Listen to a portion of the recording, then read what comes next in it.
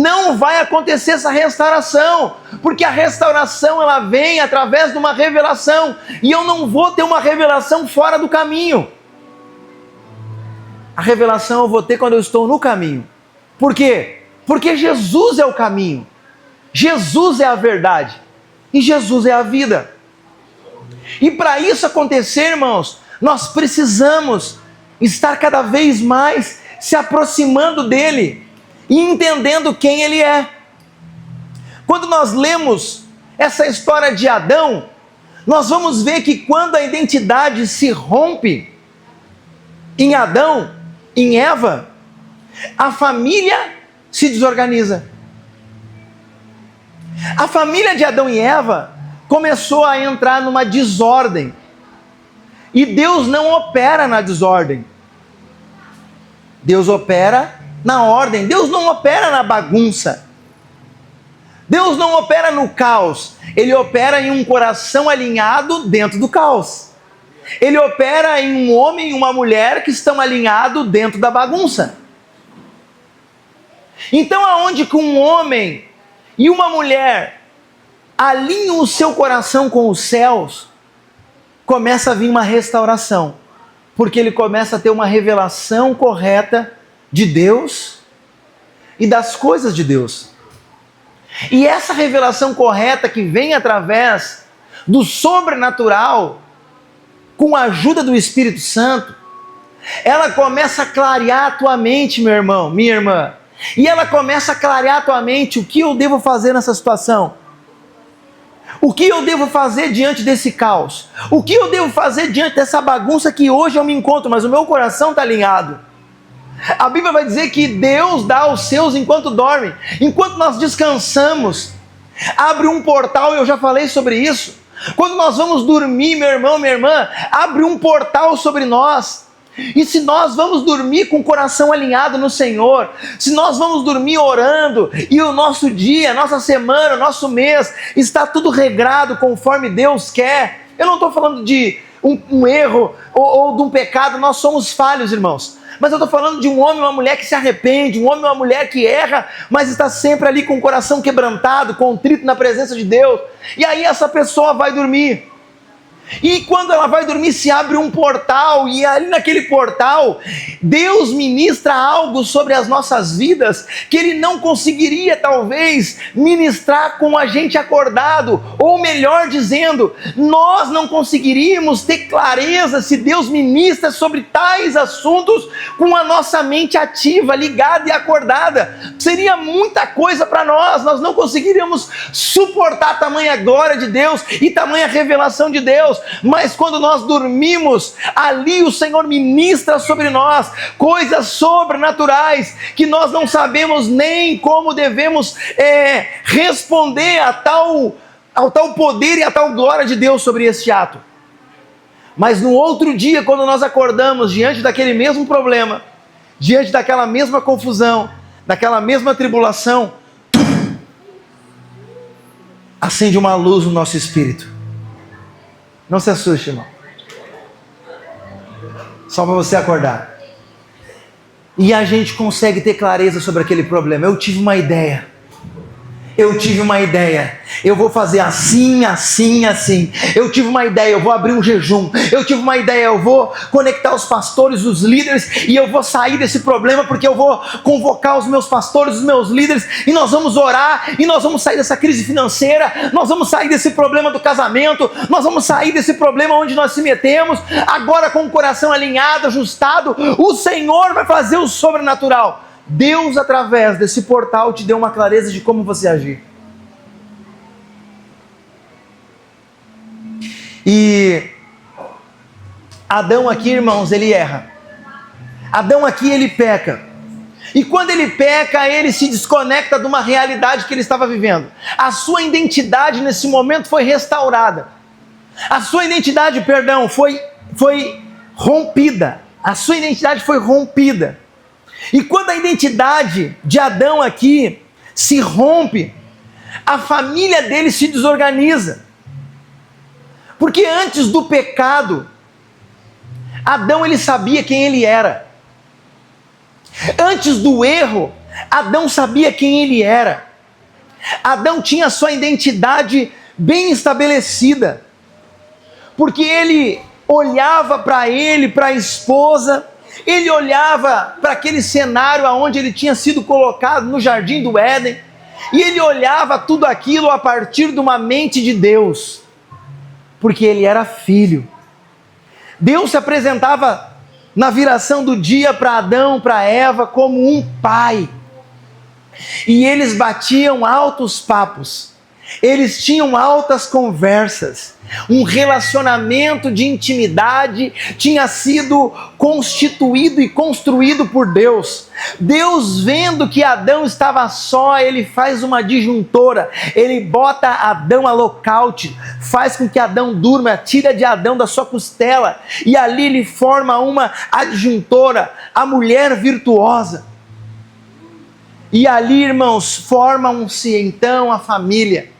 E naquele momento da família, Deus ele não quer simplesmente formar uma família, se vire agora vocês, não. Ele continua alimentando a família com a árvore da vida, ele continua alimentando a família com a sua identidade de pai e fazendo com que eles enxerguem Deus como pai, porque Deus enxergava eles como filho. A história caminha, eles fazem o que não era para fazer, desobedecem, sai do propósito de Deus e agora a sua identidade está rompida. Quando ele olha para ele olha e tem medo, vergonha, porque agora ele não olha para ele a partir da mente de Deus, mas ele olha para ele a partir do pecado, a partir do engano, a partir da desobediência e a partir dele mesmo. Por quê? Porque agora ele fez a sua própria vontade. E fazer a nossa própria vontade nos tira do propósito de Deus. Satanás não quer que nós fizemos a vontade dele. Satanás, ele quer que simplesmente nós fizemos a nossa vontade. Porque se fizermos a nossa vontade, irmão Lucas, nós não estamos fazendo a vontade de Deus. E isso basta para que ali nós já começamos então a nos desviar do propósito pelo qual nós somos chamados. Por quê? Porque agora eu estou fazendo a minha vontade. E não é assim.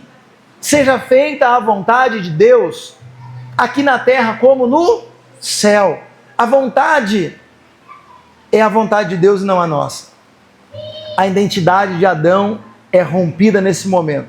E há uma consequência, a consequência é a sua família, e agora ela se encontra toda bagunçada, desorganizada, a partir de um erro, a partir que o pai da casa, a partir que o sacerdote, a partir do que o homem, a partir daquela responsabilidade que ele tinha de filho de Deus, ele agora sai do propósito e a sua casa fica desorganizada.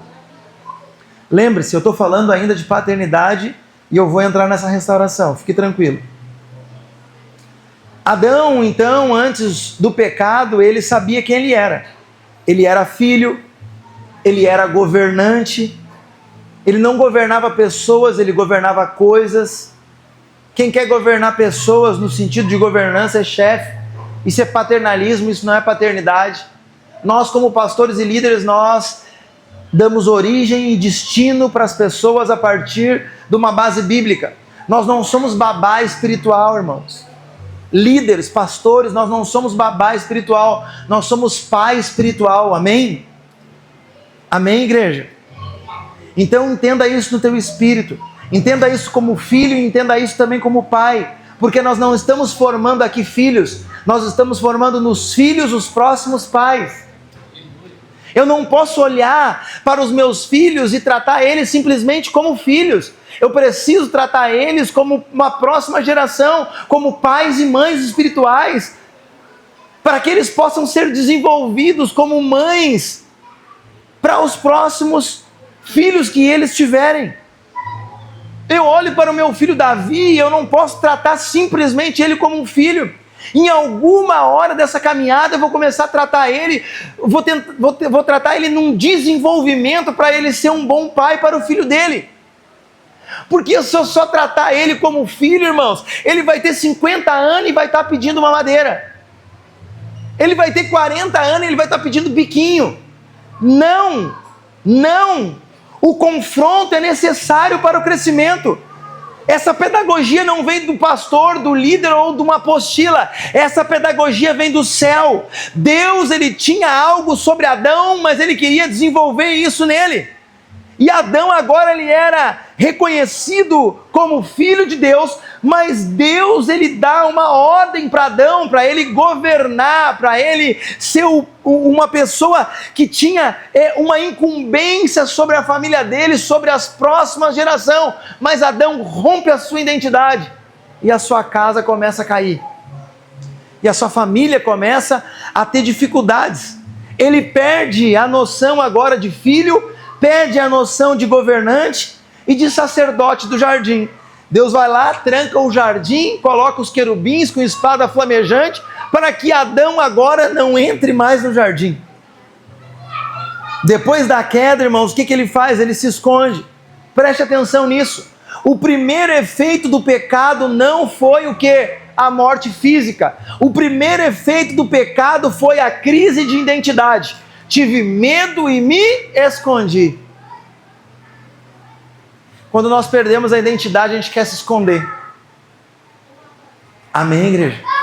Quando nós perdemos a identidade, a gente quer ficar no nosso casulo, entrar na caverna. Quando nós perdemos a nossa identidade, nós queremos ficar no nosso cantinho sozinho. E não é solicitude. Solicitude é quando nós se isolamos por um determinado período para orar e para buscar a glória de Deus. Isso é solicitude. Quando eu me isolo no meu cantinho, porque a minha identidade foi rompida, eu agora quero ficar isolado, eu não quero estar na comunhão com os irmãos, eu não quero ir na igreja, eu não quero ir no Meva Academy, eu não quero mais visita, eu não quero mais nada, eu quero ficar no meu cantinho, me deixa aqui. Por quê? Porque Provérbios 18 vai dizer que quando a gente se isola, a gente se insurge contra a verdadeira sabedoria.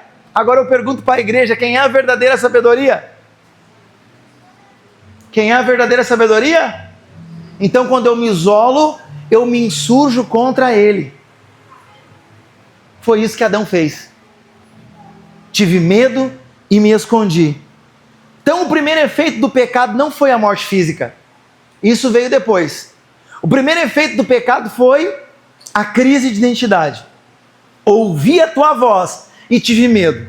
Se ele ouvisse a voz de Deus e tivesse a identidade restaurada, Pai, eu pequei, Pai, me ajuda, Pai, eu errei, eu não vou botar culpa na Eva, eu não vou botar culpa em ninguém, foi eu, Pai, foi eu que errei, o Senhor me disse para não comer e eu comi, me perdoa, Pai.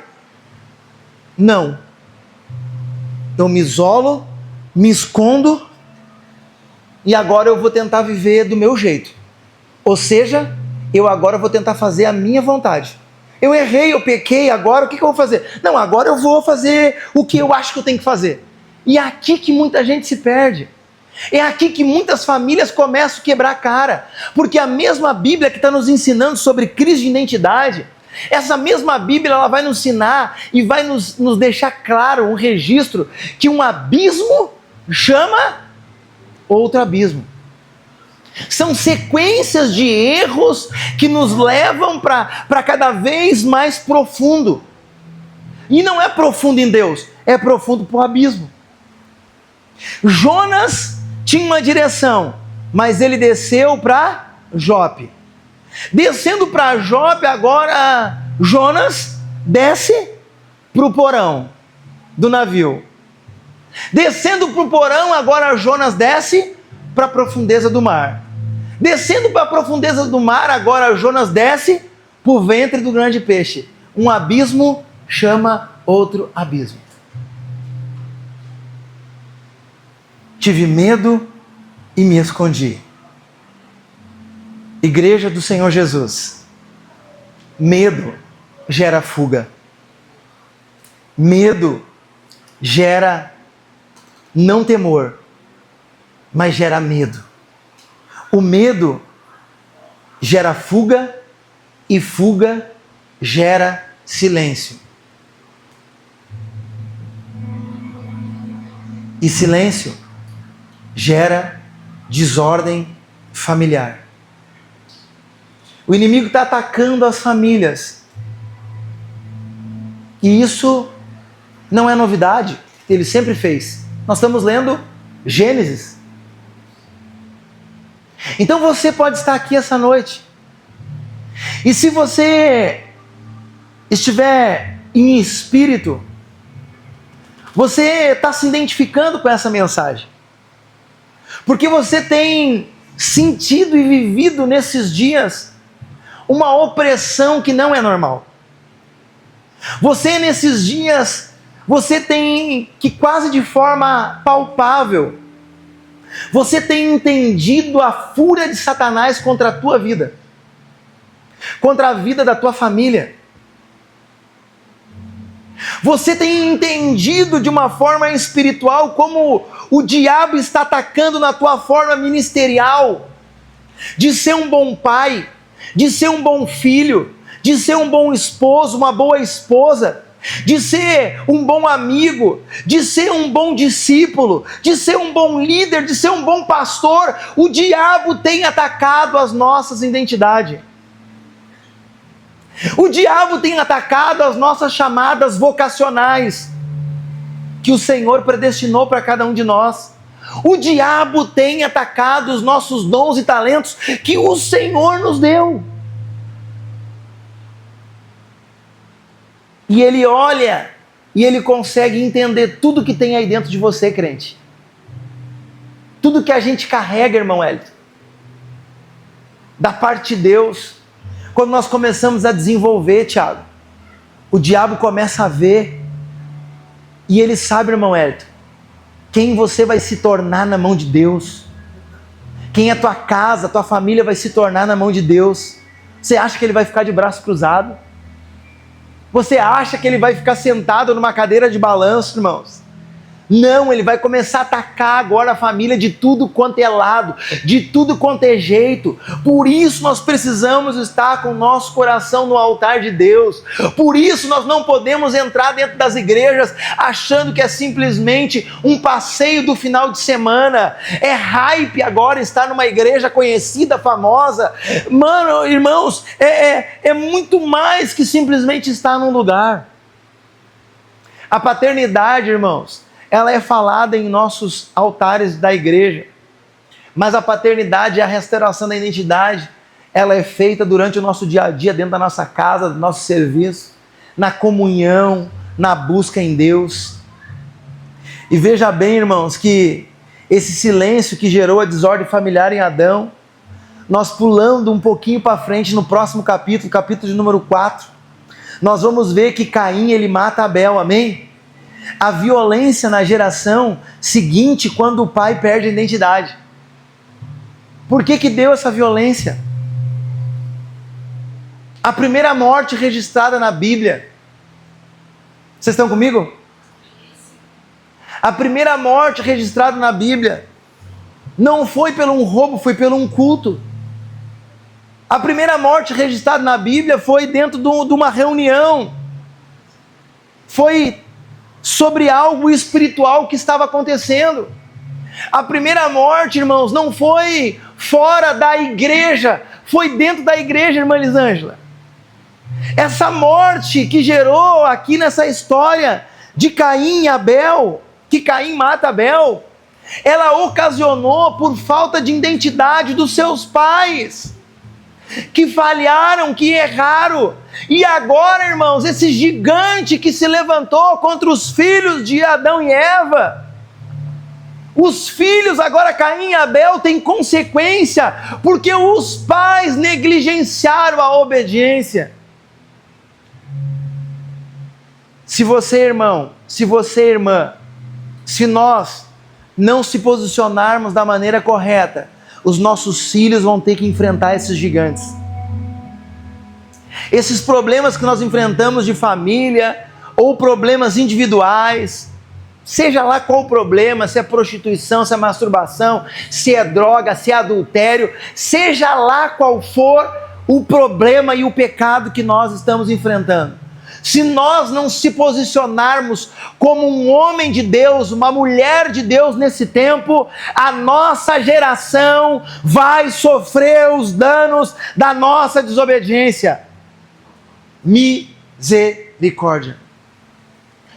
Igreja, família, hoje é culto da família, amém? Hoje é culto da família. Nós precisamos entender isso. Deus está querendo restaurar as nossas famílias. E diante, às vezes, de problemas, de caos que nós estamos enfrentando, é uma oportunidade que eu e você temos. Uma oportunidade de botar uma pedra em cima disso, de quebrar todo esse ciclo de destruição familiar, de quebrar esse ciclo de maldição hereditária, de quebrar esse ciclo de desobediência dentro das nossas casas,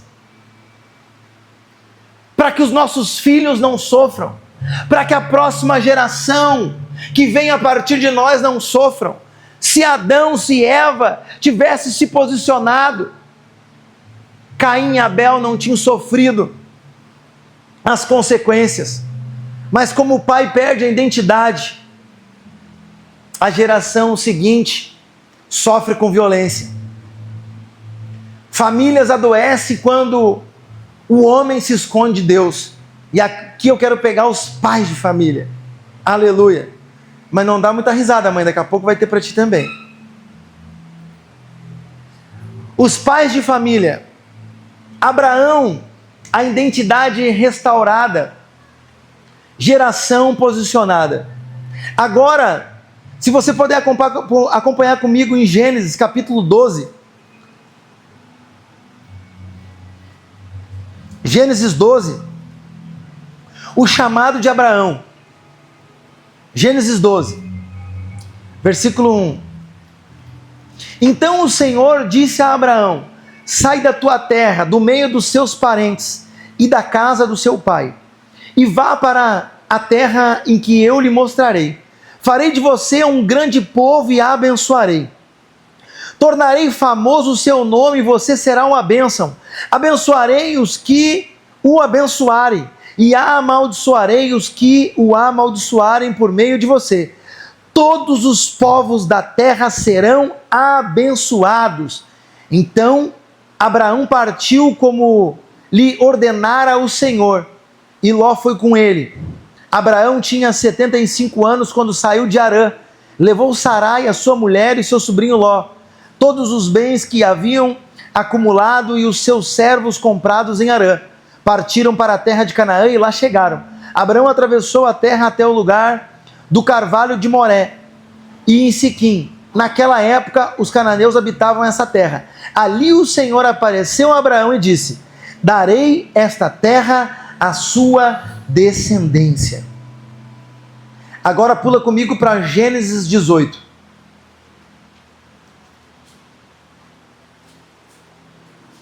Gênesis 18. Olha agora o que ele fala para Abraão. Deus promete um filho a Abraão.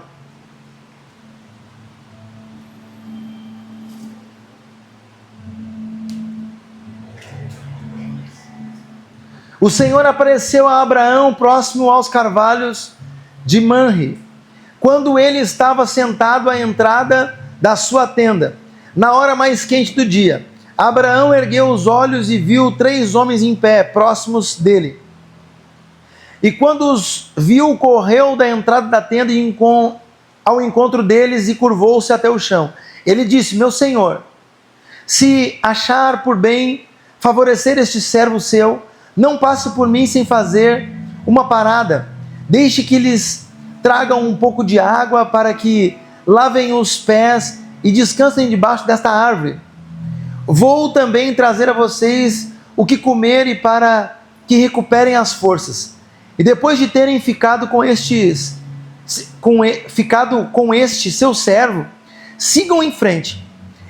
Está bem, faça como você disse, responderam. Abraão foi apressadamente à tenda e disse a Sara: depressa, pegue 3 ceias da melhor farinha, amasse-as e faça uns pães. Depois correu até onde estava o rebanho, escolheu um novilho bom e tenro, e deu a um servo, que se apressou em prepará-lo. E trouxe coalhada, leite e novilho, que havia sido preparado, e pôs diante deles. Enquanto comiam, Abraão ficou em pé perto deles, debaixo da árvore. Onde está Sara, sua mulher? Perguntaram. ali na tenda. Ele respondeu. Então um deles disse: voltarei a você dentro de 1 ano, e Sara, sua mulher, terá um filho. Sara escutava a entrada da tenda atrás dele. E Abraão e Sara já eram velhos de idade, bem avançados. E Sara já tinha deixado de menstruar. Por isso riu consigo mesma ao pensar: depois de velha e enrugada, e o meu senhor já idoso, ainda terei esse prazer? Então o Senhor disse a Abraão: porque Sara riu e disse: poderei realmente dar à luz, agora que sou idosa? Existe alguma coisa impossível para o Senhor? Dentro de 1 ano voltarei a você e Sara terá um filho. Sara teve medo, por isso mentiu. Eu não ri.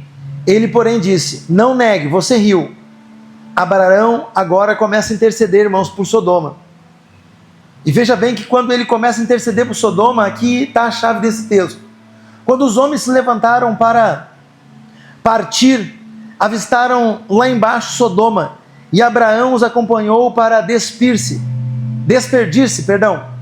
Então o Senhor disse: esconderei de Abraão o que estou para fazer?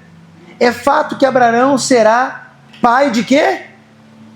De uma nação grande e poderosa, e por meio dele todas as nações da terra serão abençoadas, porque eu o escolhi para que ordene aos seus filhos e aos da sua casa que se conservem no caminho do Senhor, fazendo o que era justo e direito, a fim de que o Senhor faça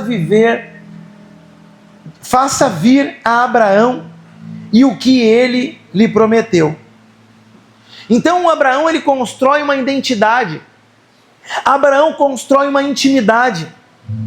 O próprio Deus começa a liberar algumas coisas sobrenaturais sobre a vida de Abraão, sobre a vida de Sara. Eles já velham agora, eles vão ter um filho.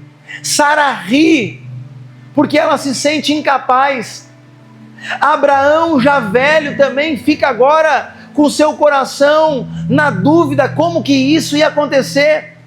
Mas a revelação foi estabelecida sobre essa família. Lá no Hebreus capítulo 11, na galeria dos heróis da fé, vai aparecer essa mesma mulher que riu aqui, Sara.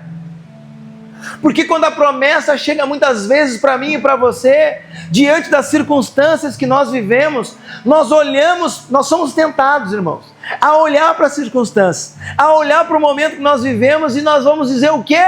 Isso não é possível. Alarga as tuas tendas, irmã Leia, porque Deus vai fazer o quê? Como? É impossível. Mas Deus, Ele é o Deus do impossível. Agora, Sara, que riu, começa a andar, e os dias passam. Sara duvidou, sim ou não? Duvidou. Só que, porém, no decorrer da caminhada, Sara passou a crer na promessa que foi liberada por Deus, na revelação que foi liberada por Deus. E acontece que no passar dos dias, a barriguinha de Sara começa a crescer.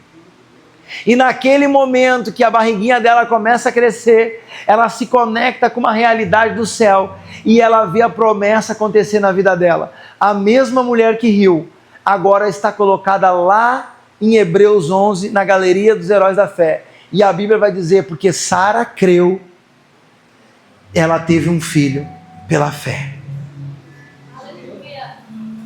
A revelação, irmãos, para Abraão, era que ele seria pai de grande nação. E essa nação seria grande e poderosa. E por meio dele todas as nações da terra serão abençoadas, porque eu escolhi para que ordene aos seus filhos. Abraão tinha uma incumbência em ordenar os seus filhos, em cuidar dos seus filhos, para que a próxima geração fosse totalmente ligada ao propósito de Deus. Eu escolhi para que ordene os seus filhos.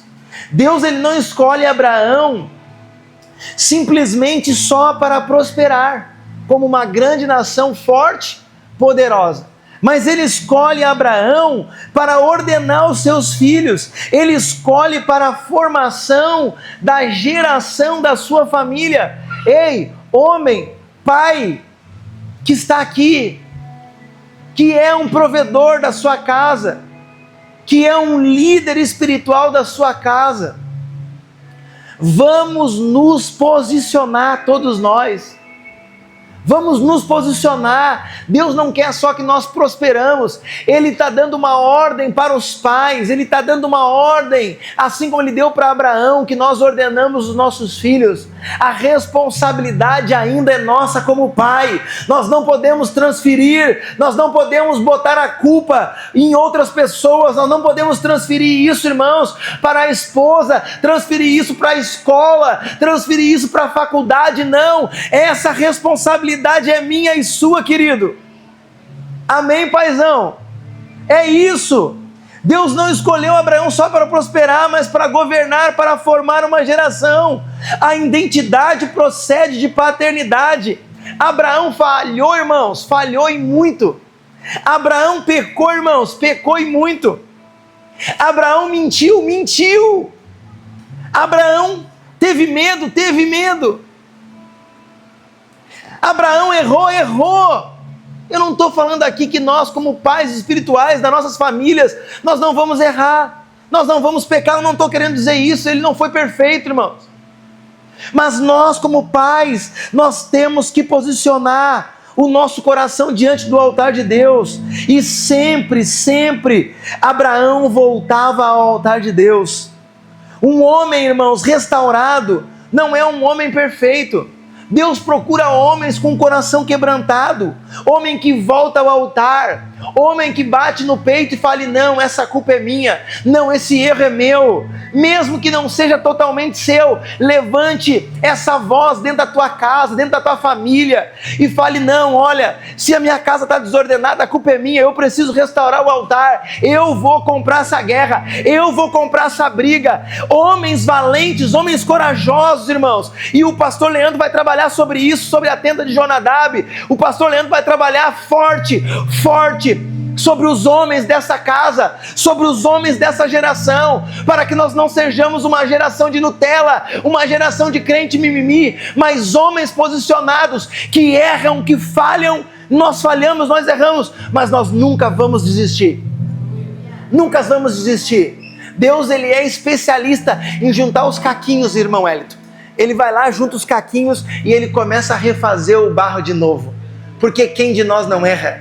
Quem de nós não falha? Todos nós falhamos. O problema é não deixar o orgulho tomar conta do nosso coração. É nós ter o coração humilde. É nós reconhecer que nós erramos, que nós somos falhos, mas nós se atirar diante de Deus, falar: Senhor, me perdoa, eu errei, eu falhei. Senhor, restaura a minha casa, restaura a minha vida. Senhor, alinha o meu coração. Senhor, pode retirar o que o Senhor quiser retirar da minha vida, só não retira de mim o teu espírito.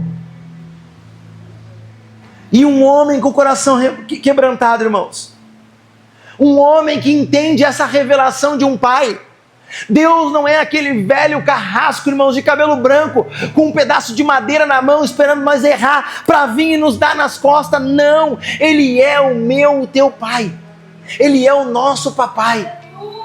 Ele é o nosso papai. A nossa ótica de visão, ela tem que ser trocada. Nós precisamos olhar para o nosso Deus, irmãos, para o nosso Pai, e entender que Ele nos ama, que Ele é apaixonado por nós, independente se nós erramos, falhamos ou o que aconteceu. Ele é apaixonado por nós. Se Ele não fosse, Ele não tinha criado Adão e Eva. Ele tinha feito simplesmente aquilo que Ele já tinha feito, e estavam os anjos, e estava tudo certo, irmãos, e Ele tinha tocado as coisas para frente. Não, irmãos.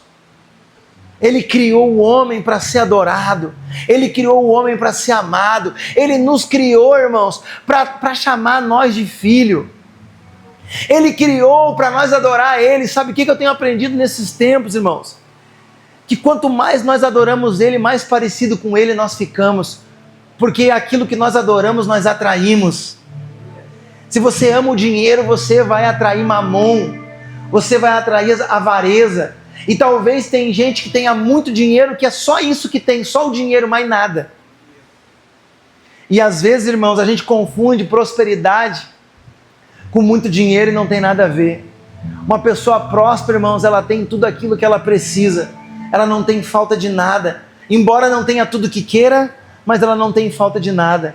Ela olha para dentro da casa dela e ela vê a família com saúde, erros, acertos, defeitos, mas ela olha para a família e a família continua 1 ano, 2 anos, 3 anos, 4 anos, 10 anos, 20 anos, caminhando rumo a Sião, caminhando rumo a Canaã, caminhando rumo ao casamento. Deus está restaurando as famílias nesta noite.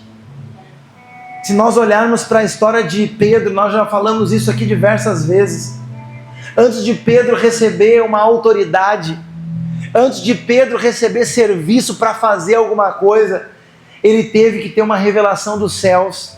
E a revelação dos céus trouxe para Pedro 2 coisas. Primeiro, a revelação de Deus sobre a vida dos sacerdotes, sobre a vida dos homens e das mulheres, das famílias. A revelação vem primeiramente para que a gente entenda quem Deus é. Porque quando Pedro é confrontado por Jesus, ele pergunta: e vocês o que dizem que eu sou? Pedro, ele responde: tu és o Cristo, Filho de Deus vivo. E Jesus fala para ele assim: vejo que não foi carne nem sangue que te revelou, mas foi o meu Pai que está no céu. Ou seja, o Pai revelou para Pedro quem Cristo era, Filho de Deus vivo. Logo, Cristo entendeu que Deus era o Pai e que Jesus era o Filho. Uau! Veio uma revelação sobre Pedro. Essa revelação que nós precisamos ter, de Deus como um Pai. E a partir dessa revelação de Deus como um Pai, a minha identidade vai começar a ser restaurada. No texto a seguir, de Mateus 16:13, não precisa abrir aí, onde vai falar sobre essa história de Pedro, nos versículos a seguir, agora Jesus fala para ele: tu és Pedro, filho de Barjonas. Ou seja, agora Jesus coloca ele no lugar dele e fala: tu és filho de Jonas, tu és Pedro. Jesus agora restaura a identidade dele. Ei, cara, tu não é qualquer um, tu é o filho de Jonas. E a partir disso, o texto dá sequência e fala assim: sobre essa pedra eu edificarei a minha igreja.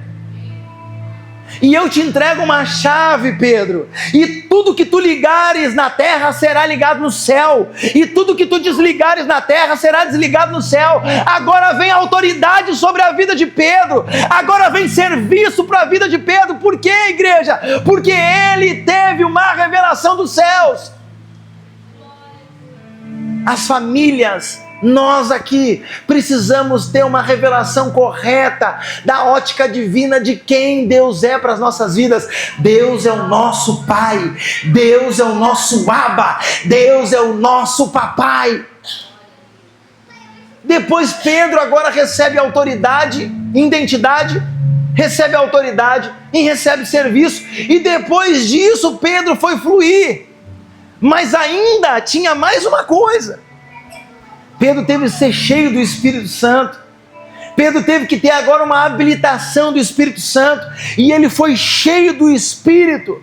E a partir dessa condução de cheio do Espírito, agora só a sombra de Pedro curava os enfermos. Agora a primeira pregação de Pedro, 3.000 almas. Segunda pregação, 5.000 almas. Agora Pedro começa a entrar, pastor Leandro, no sobrenatural. Porque não era sobre ele, era sobre uma revelação que veio sobre ele. Agora ele andava com o coração alinhado, reto, naquilo que ele estava conhecendo por revelação. Ele sabia que agora o propósito dele não parava nele. Davi, irmãos, foi um homem segundo o coração de Deus, amém?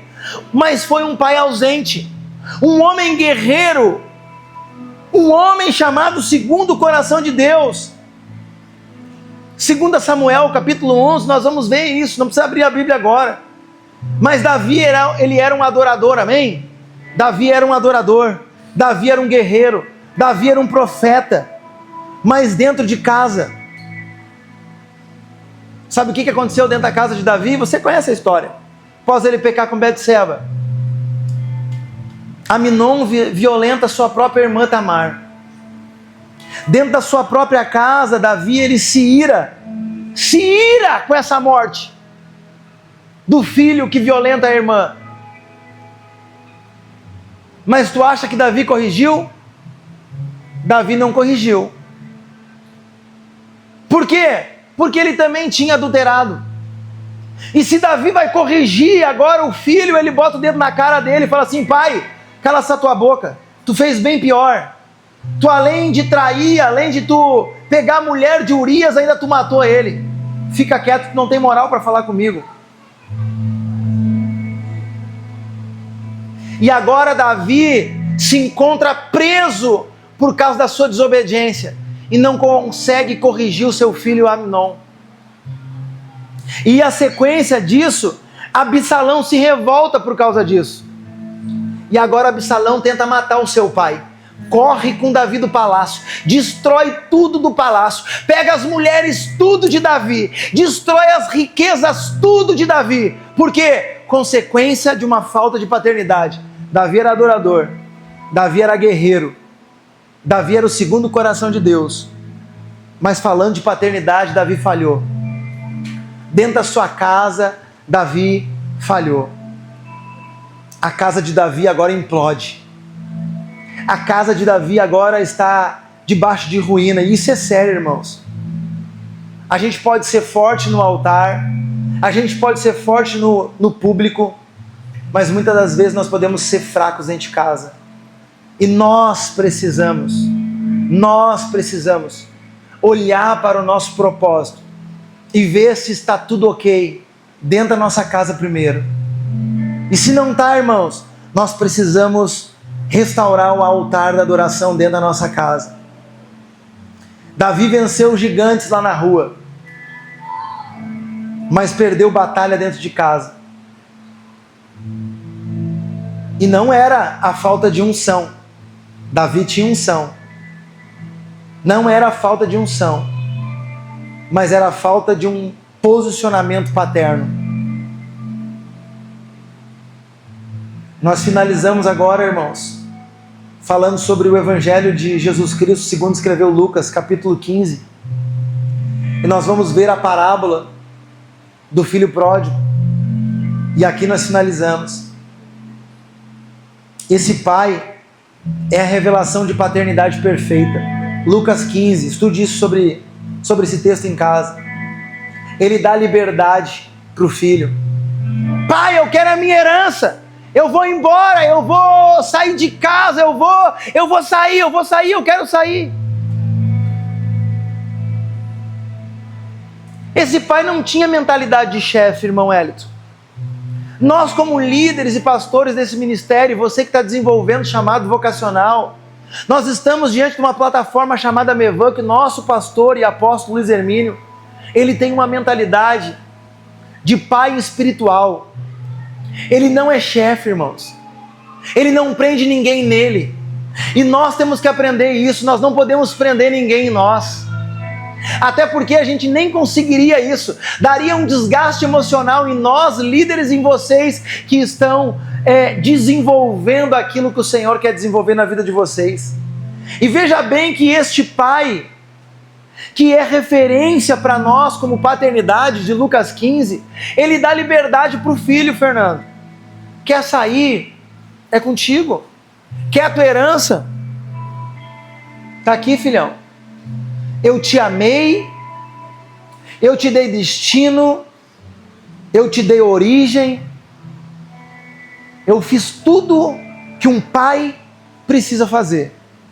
Agora, se você quiser ir, pode ir. O pai, irmãos, sabia que uma hora aquele filho ia ser confrontado lá na rua também. Aquele pai sabia que as circunstâncias lá fora iam fazer aquele filho sofrer, mas aquele filho um dia ia voltar. E agora, quando ele dá liberdade para o filho, ele permite uma consequência na vida do filho. Quando ele permite uma consequência na vida do filho, ele se mantém com o coração aberto.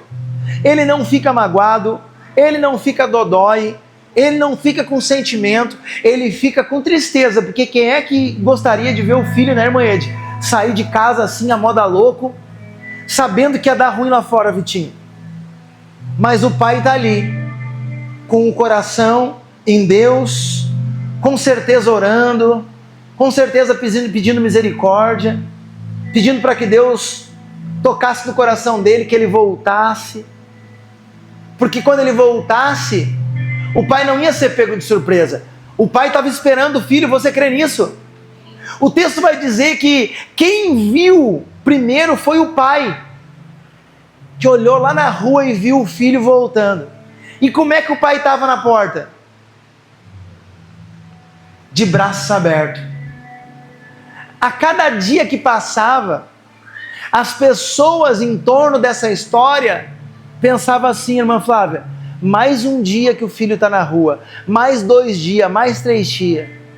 Mas aquele pai, ele pensava assim, ó, menos um dia que o filho vai voltar, menos 2 dias para o filho voltar, menos 3 dias para o filho voltar. A contagem do pai era diferente da ótica humana, porque aquele pai, ele tinha um coração paterno. O pai, ele manteve o coração aberto, ele restaura a identidade e ele reafirma a posição. Ele não corre atrás para impedir o erro, ele deixa. Ele deixa. Mas ele corre para restaurar a identidade. Quando ele viu a oportunidade, ele correu e ele restaurou a identidade. Esse pai, irmãos, ele não é fraco. Esse pai, ele é seguro. Esse pai, ele tem um coração posicionado. Ele não negocia a identidade, mas ele também não negocia a verdade. Ele foi para o confronto, que aí vai. Tu vai te quebrar, mas eu vou estar aqui. A porta da nossa casa vai estar aberta. O teu pai vai estar aqui de braços abertos, que aí vai. É um homem e uma mulher que não negocia princípios e valores, irmãos.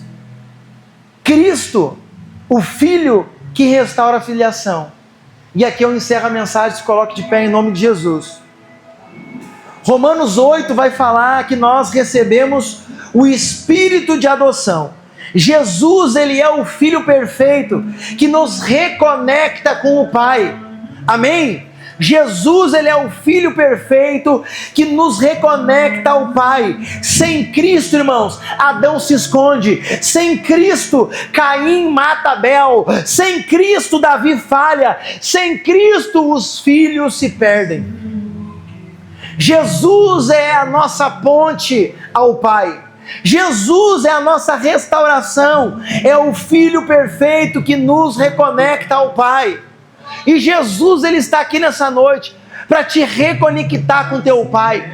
E eu queria pedir para você agora, num ato profético, irmãos, muito rápido, de uma forma ordenada, que as famílias se juntem e se abracem. Se junta as famílias. Se você veio sozinho hoje, irmãos, se conecte com alguém aí, por favor. Se conecte com alguém aí. As irmãs aqui podem se conectar, as duas. Irmã Heloísa, se conecte ali a irmã. Glória a Deus. Deixa eu pedir para a pastora Suzy, Leandro, liberar as crianças para se conectar com as famílias. Nós queremos orar. Nós queremos orar por restauração familiar. Sim, sim. Vem, Carol, vem perto dos teus pais aqui, Carol. Pietro, Júlia. Cada criança vai perto dos seus pais.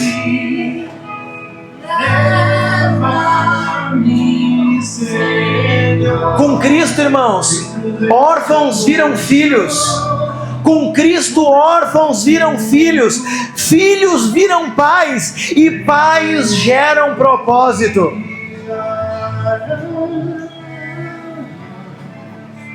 Quantos Adões nós temos aqui escondidos no meio da igreja? Quantos Davi fortes fora, mas ausentes dentro de casa? Quem vai decidir ser Abraão nessa geração, irmãos? Quem vai voltar ao altar? Davi e Tiago. Davi e Tiago, se abrace aí. Cadê o Diego? Diego, se abraça lá com o Davi e com o Tiago, Diego. Pode deixar essa câmera aí.